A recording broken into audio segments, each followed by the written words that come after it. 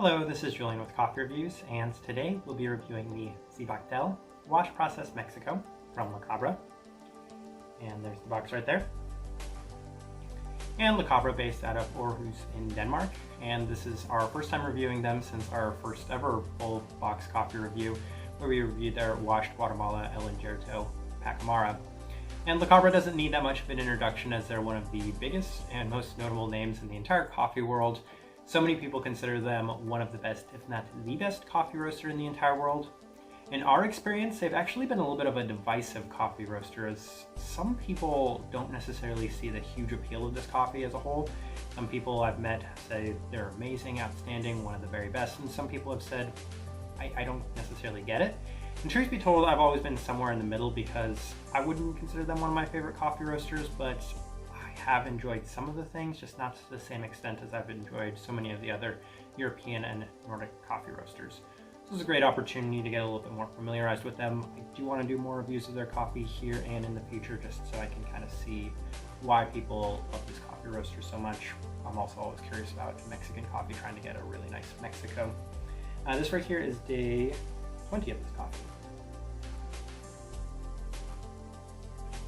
All right, let's go ahead and start talking about it. So they do have a recipe on their website. Cabra is very, very specific with their coffee.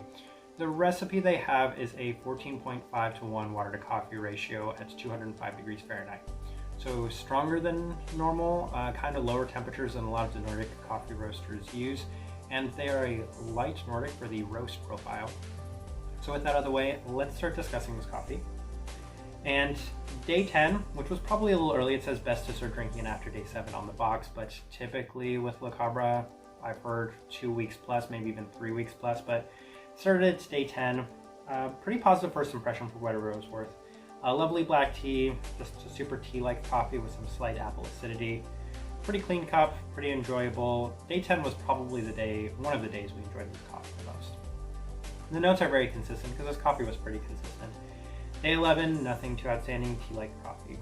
So as we're looking through the notes, we're going to see if there was anything overly different. Pretty distinct apple acidity on day 13. Not quite as, actually a little bit more lively on this day, but not as enjoyable as the first time. Day 14, as the coffee cooled down, basically feels like a well-rounded, clean cup of Central American coffee. I mean, it lives up to the fact that it's in Mexico, washed Mexico. Pretty normal cup of coffee. Maybe described as apple black tea. Descriptors, only descriptors we really have. Pretty clean, straightforward cup of coffee. Looking day 16, pretty much the same. And then day 18, final assessment, kind of wrapping everything up that we had from this coffee. Very light chocolate, very clean, kind of apple skin acidity. It was a little bit more akin to the apple skin. Perhaps some slight tobacco, pretty lingering mouthfeel. We tried it both ways. We tried it in our normal recipe, 16.67 to 1, but definitely updosing this coffee definitely made the coffee a lot better. So I feel like getting to play around with this coffee a little bit more, we kind of learned that maybe the best way to enjoy these Cabra coffees are at a higher updose, so these really strong recipes for them. All right, let's go ahead and put up the tasting wheel so you can see what we were getting, and this is probably one of the most kind of lower overall tasting wheels. Nothing is really super high. Cleanliness at level 3. I'm wondering if maybe it could have been higher.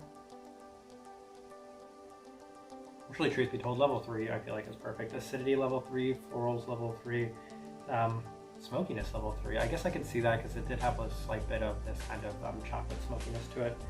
Chocolate, like nothing really stands out at all in this tasting wheel. The only thing that didn't even get a level 2 was the berry fruit. There were pretty much no sort of berry components in this coffee, but pretty low overall on everything in the tasting wheel.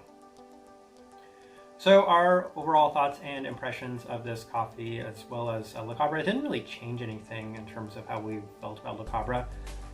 I don't know if this is going to be anybody's first choice if you're recommending Cabra anyway. This is definitely more of a just kind of traditional crowd pleaser, just serve at your cafe for the more normal coffee drinker, somebody that doesn't want anything overly experimental, and that was fine.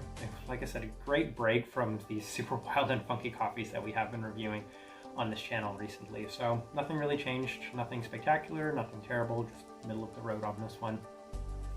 type of person we would suggest this to is somebody that does definitely like tea and apple, because I mean these were pretty much the only two things we were really getting.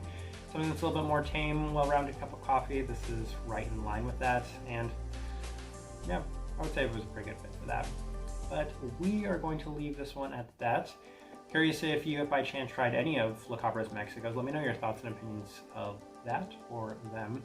If you're enjoying the content, give this video a like and subscribe if you're not already subscribed. This right here has been a review of the Sibactel Wash Process Mexico from La Cabra. Thank you for watching.